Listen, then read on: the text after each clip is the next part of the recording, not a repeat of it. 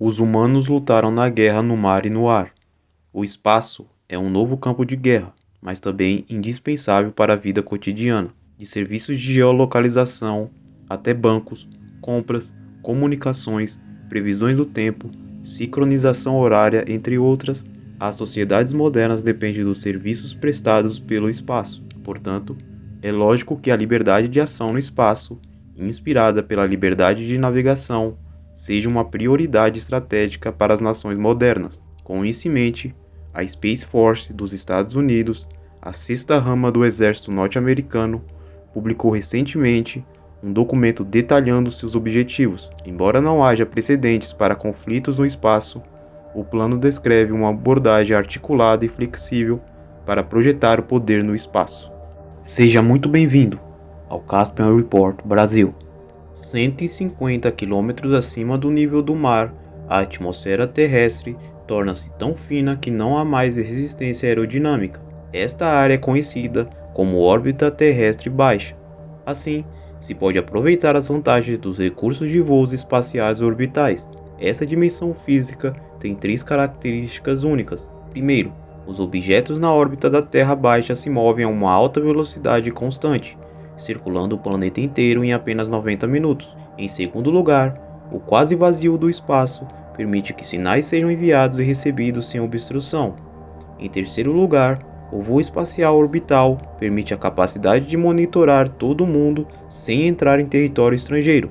Assim, o acesso à órbita baixa da Terra muda completamente, o que é físico e tecnicamente possível. E quando os recursos mudam, as regras do jogo também devem mudar.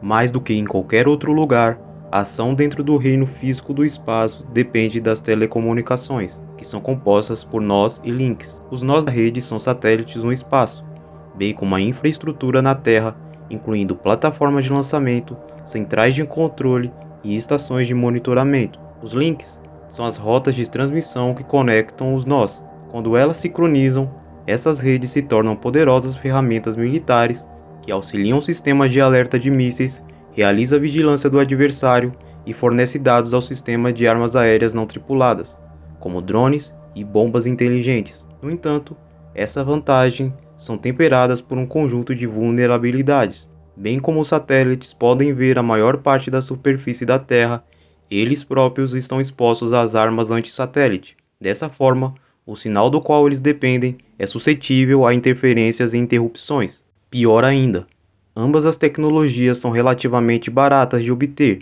e representam uma ameaça assimétrica para os interesses das nações espaciais. Danificando os nós ou interrompendo as transmissões, um adversário pode neutralizar a infraestrutura espacial de um estado tecnologicamente superior. A Space Force, ou Força Espacial dos Estados Unidos, tem a tarefa de combater essas ameaças. Um documento publicado em 2020 expressou essa tarefa em três termos chamados de responsabilidades fundamentais. Primeiro, preservar a liberdade de ação americana no espaço. Segundo, preservar a letalidade e eficácia entre os vários ramos militares. E em terceiro, fornecer à hierarquia militar opções independentes. A Space Force tem como objetivo amplificar o poder espacial nacional dos Estados Unidos, que define como capacidade de uma nação explorar o território em busca de prosperidade e segurança. Em outras palavras, essa doutrina espacial busca expandir a hegemonia dos Estados Unidos no espaço. Exige o reconhecimento do espaço como um território de guerra independente, que pode ser usado para complementar o poder aéreo, terrestre e marítimo e alcançar fins geopolíticos. A Space Force dos Estados Unidos afirma que, ao atingir esses objetivos, Washington pode manter o acesso para um espaço livre e estável.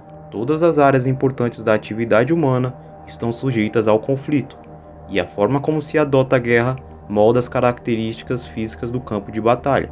Dizem que o poder espacial tem aspectos militares, formativos, econômicos e diplomáticos. No entanto, a doutrina da Space Force se concentra nas capacidades militares e informativas do espaço. A violência física, embora não ausente, é menos relevante para o poder espacial do que em outras áreas. Mas, em um futuro próximo, a Força Espacial dos Estados Unidos se dedicará principalmente a compilar e interpretar as informações para passá-las através da cadeia de comando e para outros departamentos militares. Dada a falta de informação sensorial direta, a Space Force usará os dados para construir uma imagem do espaço de batalha física. Então, não veremos duelo no espaço com lasers e naves espaciais, mas o uso ofensivo de sistemas de informação tem muito potencial de coerção.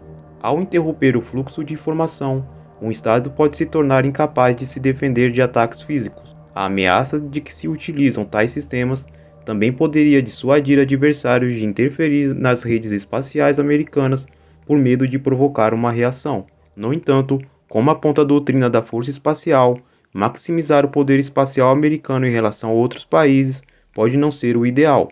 Outras nações vão querer manter uma projeção de poder relativo no espaço para sua própria segurança. Então, quanto maior é a pegada americana no espaço, mais outras nações serão forçadas a se envolver.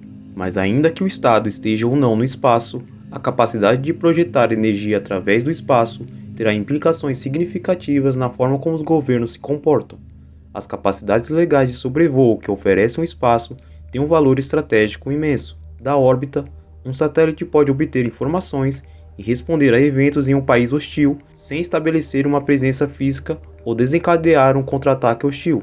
Assim, os Estados Unidos que contemplam ações hostis são forçados a modificar seu comportamento ou gastar recursos para escondê-lo. Além do que, satélites de vigilância colocados em órbita geossíncrona podem monitorar permanentemente uma seção particular da superfície da Terra, evitando ataques de mísseis surpresas ou outras ações hostis. Também é mais fácil para os satélites em órbita monitorar outros satélites, já que sua linha de visão não se vê obscurecida por eventos atmosféricos. Tudo isso faz do espaço um território de guerra totalmente independente. E apesar da Space Force ter sido recebida com ceticismo por parte do público como um ramo militar, ela parece necessária. A parte final da doutrina americana aborda a organização da força espacial, enfatizando a importância de assumir riscos calculados, a aprendizagem com os erros e a preparação para o combate. O feito de que os especialistas em dados da Space Force não se pareçam com os dos soldados de ficção científica não deve prejudicar o funcionamento do que estão fazendo.